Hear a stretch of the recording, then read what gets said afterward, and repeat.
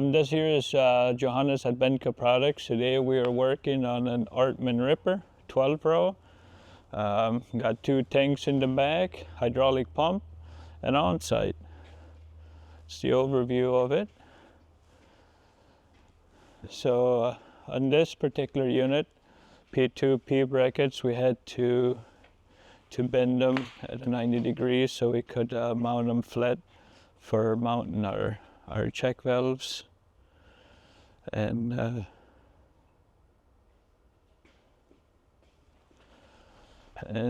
since this unit folds all the way in on itself, we had to run our lines on the outside because of the stop here lanes right on the main beam, so we had to keep all that stuff clear and out of the way.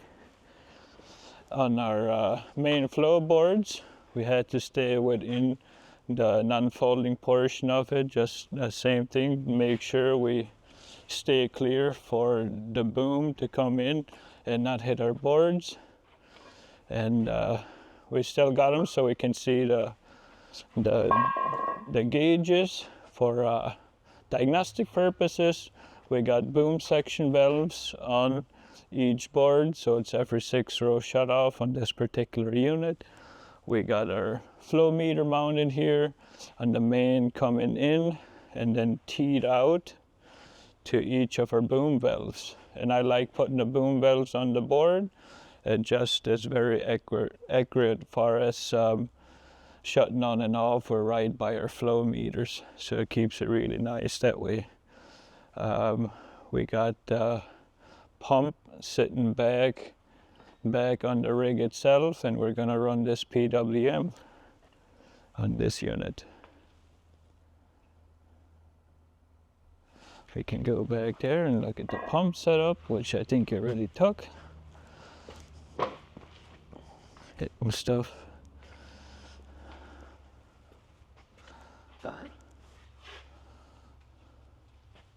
Well, we came out of the tanks, teed the tanks off, went to the pump, came out of the pump, went to a strainer, ran the hose nice in between, went back into the way that the hydraulic hoses are naturally run from factory in through the tube out the top side, just to keep everything as clean and as clean as we can keep it, factory looking. So that looks really nice there.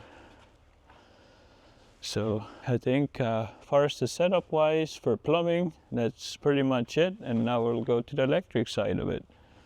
From the back side, you can see on the boards, we got our modules hung. We got everything run from module to module, and then wire down the hitch to the back of the hitch.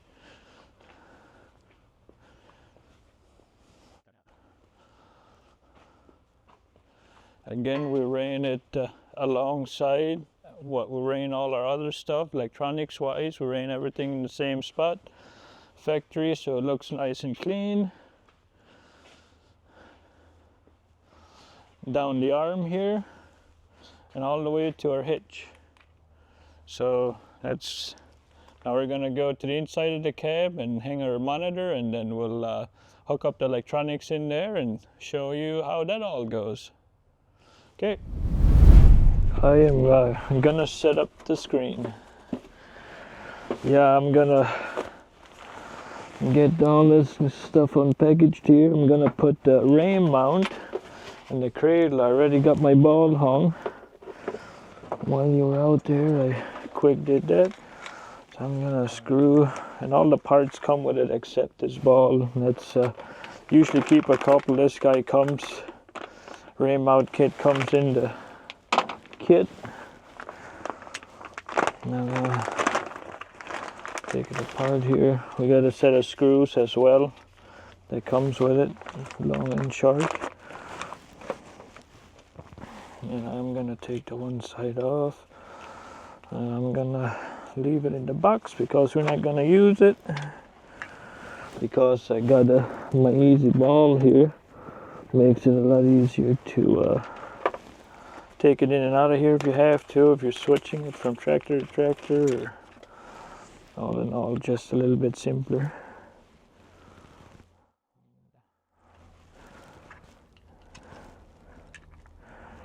this guy screwed onto here.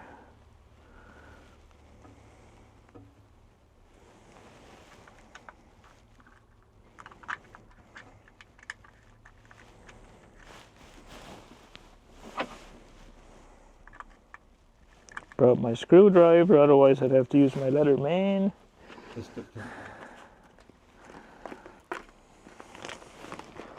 Onto those extra parts in here. Tighten this guy down.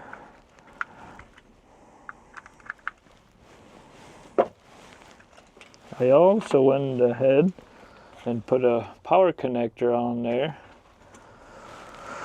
It will usually be open, but I got my van here, so I know I got all sorts of parts with me, so if I'm doing the install, I usually make it pretty nice. I should say always.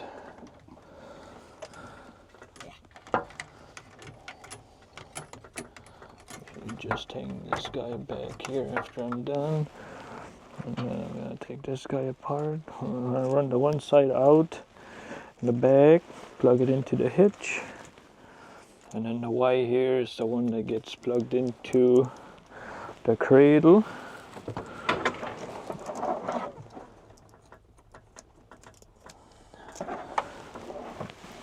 This is our power connector here.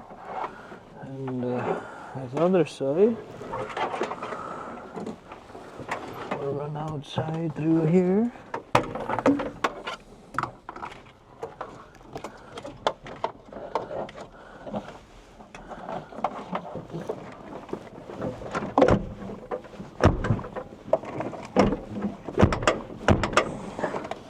Well, there we go.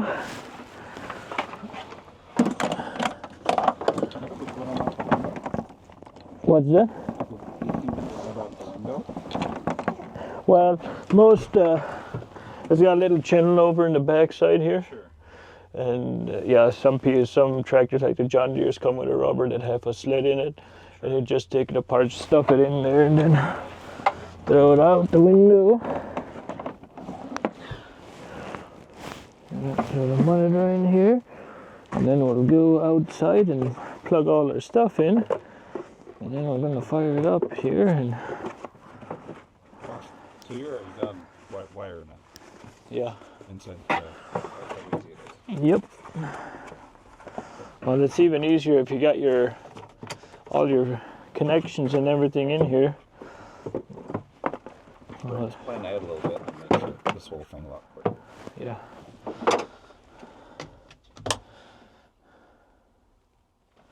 And that's it. Yep, that is it. I must have. It should not have turned on though. I must have pinned my end in the wrong one. It must have been number. Mine's number 2.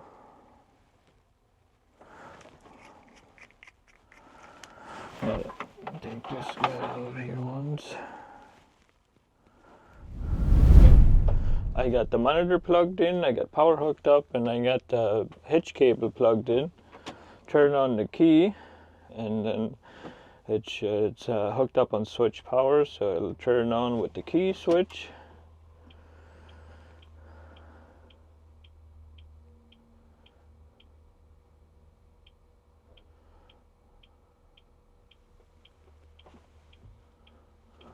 Should turn on with the key switch.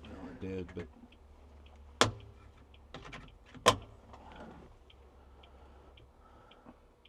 there it goes.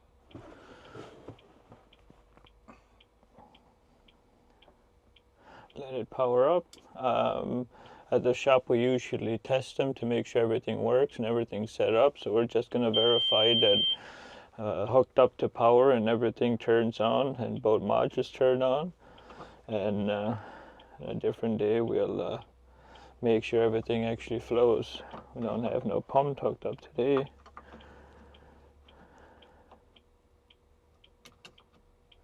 but normally we would run a drop test, catch test in the back to make sure everything's running. So main screen is up, OnSite FMS button, we'll click on that guy, and it already says status green, so that means it's good to go. But I'm going to go in tools, module info. I'm going to confirm that I got wired selected. That's green dot next to it. I got module 1, module 2. It was on, so we're just going to go back and refresh it. So if you refresh it, even up here, it'll just refresh it, and when there's green dots, it means it's running. So there we go. So we're going to go back into tools. Connection setup that's where you would set it up from wired or Bluetooth. And then when we go in here, we'll go into module setup and go in here, and that's where you can set them. That's an 8-channel board, but we're just running 2 12s, and they're both in product 1. So that's the way we would do that. So we'll go home. We'll go into our run page. Both of them are on. And up here in gallons, he's going to run 15 gallons to the acre. And when you do setup, we're on 30-inch spacing, and that's our flow cal for 3/8 flow meter. And we keep the averaging at 1. Again, it's all set up at the shop, at the factory here. And we shouldn't have to really change nothing unless we get a different application we're going to be putting it in. So all that stuff is all ready to go. We got a self-test speed button. So if we run it here in the shop to make sure everything's running, we'd just turn it on and run the rate controller, and we'd see our lines.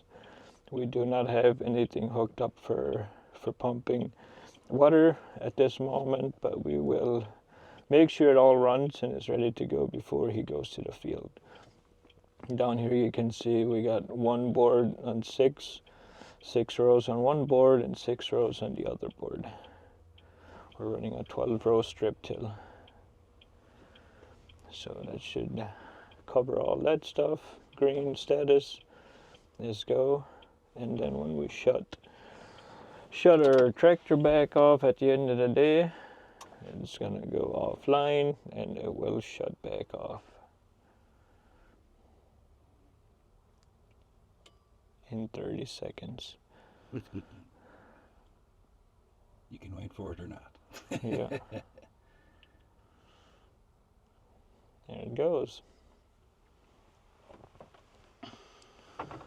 So that's it. And that is it. And that's all it takes to put the monitor in the cab.